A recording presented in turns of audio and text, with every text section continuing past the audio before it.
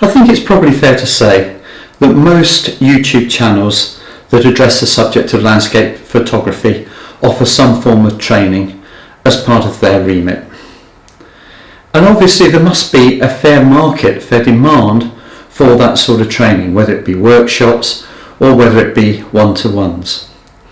Now, this channel isn't going to offer any training of that type, for the simple reason that having spent 25 years working as a university lecturer, I've no great desire to return to training as part of my retirement activities. I'd rather concentrate on actually taking pictures than running training courses.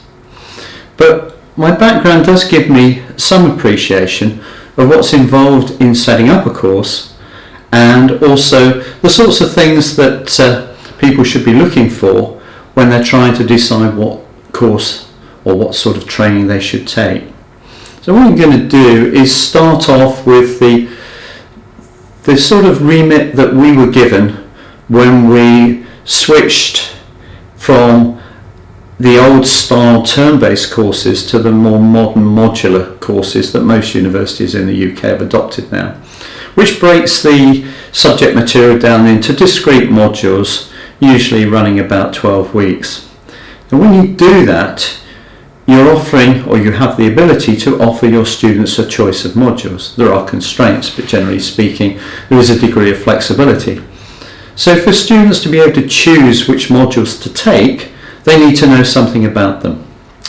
And so what you need to do is to provide information in the form of a course handbook with details of each modules.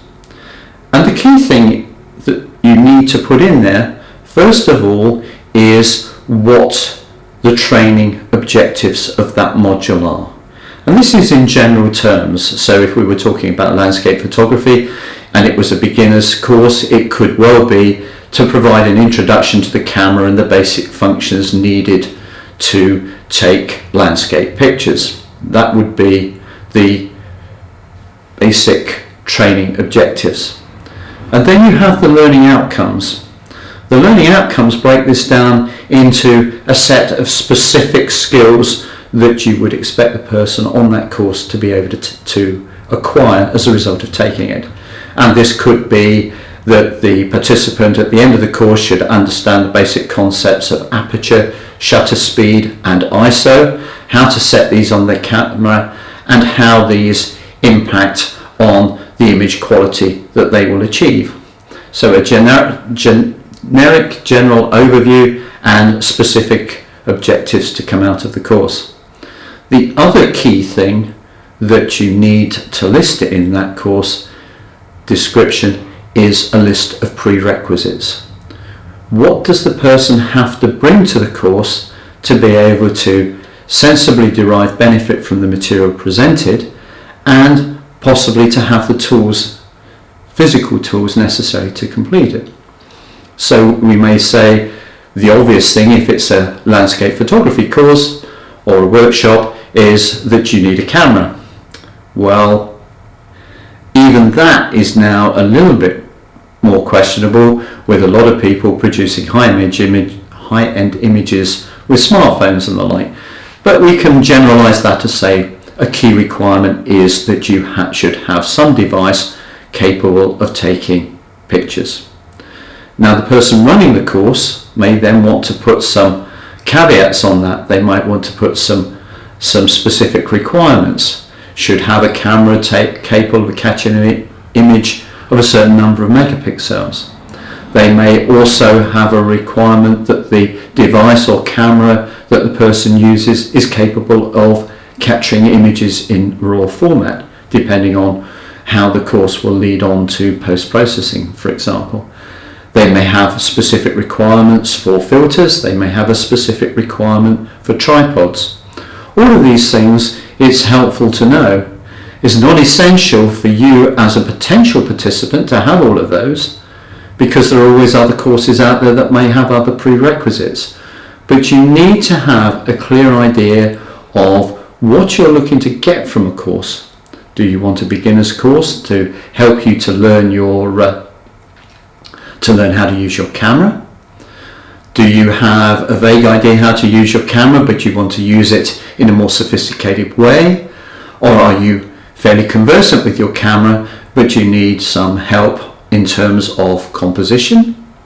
Or possibly the photography bit you've got down pat, but what you're looking for is a one-to-one in an area that you're not familiar with, and where the tutor is acting more as a guide than as a specific trainer. You need to have a clear idea of all of those things and what you want out of it. You then need to look at what the course is offering and whether the course gives you a reasonable description of the training objectives and the learning outcomes, and to ensure that those actually meet your needs. So that's fine, but what about the intellectual prerequisites? Is it sensible to get to a stage, let's say that you have a fairly low-end smartphone and maybe you've got a better one, or maybe you've got a camera and you decide you want to acquire some skills. Is it sensible to go on a one-to-one or a workshop to learn those basic skills? Or would it be better from a prerequisites point of view to watch some YouTube videos and some web-based material, perhaps text-based material, that give you those basics, so that if nothing else, you've got a vague grasp of what's going on and you've clearly identified the things you don't understand, so you're in position to ask the specific questions requiring an answer to help you move forward. Now, I would suggest that pretty much whatever course you decide to take, some investment in terms of some prior learning through web-based material and possibly talking to other people is going to be a valuable investment, and make sure that you get the best out of any course you choose to go on. Now let's just think about the courses, what's offered, and how you establish the credibility of the person concerned. And before we go any further, the first thing I'm going to say is take a step back. Are your training needs best served by going on a one-to-one or a workshop with a specific trainer? Or would it be actually better to join a camera club and to go to meetings, make contact with people, and maybe come into contact with possibly 20 or 30 people with different interests in photography, different equipment, and very often considerable levels of experience, including recognised qualifications such as ARPS, Associated Royal Photographic Society, or even Fellow of the Royal Photographic Society. Many clubs will have members who've achieved those qualifications, so they will have considerable experience. And I was looking on the web, and my local camera club, which I'm not a member of by the way, it charges £30 a year. And again, looking on the web, many of the one-to-one courses, and probably similarly for small groups that these people run, they're charging about £30 an hour. So for the price of an hour on a one-to-one, you could join a camera club for a year. And it's worth stopping to think before you look at a YouTube video and you see that the person is offering a one-to-one or a training course of some description. Might I actually be better off, at least in the first instance, joining a camera club and picking the brains of people who've been doing this for a long time? But if you decide to go ahead with a one-to-one or a workshop experience, how do you decide who you should go for? And if you look around, you'll see that there are a range of people offering this sort of training. Some of them have been photographers, professional photographers in other areas for many years, and possibly through changes in economic conditions, print markets, magazines drying up, they've moved into the training area. In which case they bring a very broad range of experience, and give you insights to your landscape photography that they've obtained from other genres, possibly portrait, wedding, or whatever. There are others which are based on groups of photographers who've set up companies to specialise in training, and some professional photographers have gone down the route of setting up training companies, and you'll find them online very easily. Prices vary, but so does the expertise. At the other end, there are people who've been YouTubers for 3, 4, 5 years, an interest in photography, who's decided they're going to offer training. Now the question then you have is, how do I assess the abilities of those people as a trainer?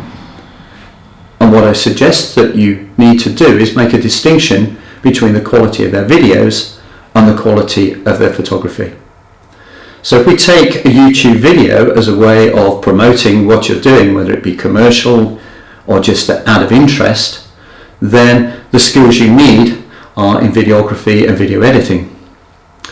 But if you want somebody to teach you the basics of using a camera for stills photography, to give you guidance on how to improve your compositions, then you really want to be looking at the quality of the images that they are producing, and most of them will have web-based portfolios, and that is the thing to look at. Look at the quality of that work, look at the diversity of that work.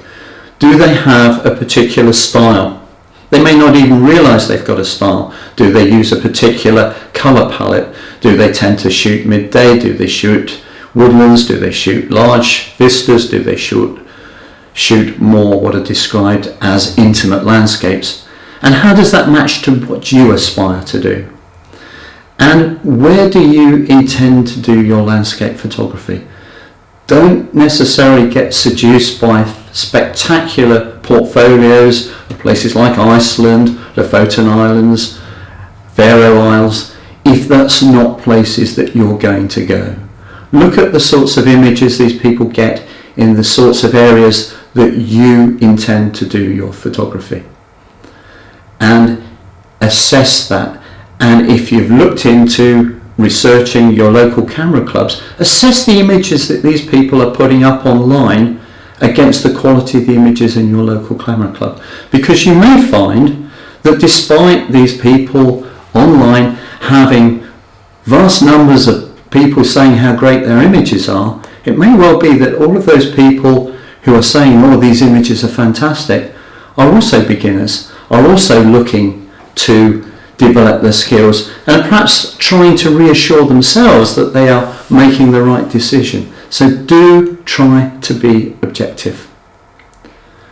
Now, to wrap this up, what I'd suggest you do is to go to a couple of specific places to look for information before you start diving in to deciding where you're going to go for a workshop, where you're going to go to one-to-one training. And a couple of places I would recommend that you look, if you're not already aware of them, is on YouTube. Look at Mike Brown. Mike Brown is a long-term professional photographer, highly successful YouTuber as well, who's got something like 230,000 followers. But the key thing is he is a professional photographer. He does run workshops, but they're more on the storytelling aspects of photography. But on his website he has some very detailed training information, and it's well worth perusing. If you prefer your information text-based, it's worth looking at the Photography Life website. It is indexed, and their training information is very accessible, and it is easy to find. And if you prefer your information in text form, it's well worth looking at. I'll put those links below. So hopefully I've given you some things to think about if you're intending to look for training and to develop your skills through one-to-ones or workshops. And I wouldn't put anybody off doing that. I think the potential there is there for you to derive tremendous benefits. But there is also the danger that you could be misled by people who have relatively limited experience and formulated their views from the views expressed by others also of limited experience. As with anything else, caveat emptor, buyer beware. So if you go down that route, good luck, but do your homework first. Thanks for watching and goodbye.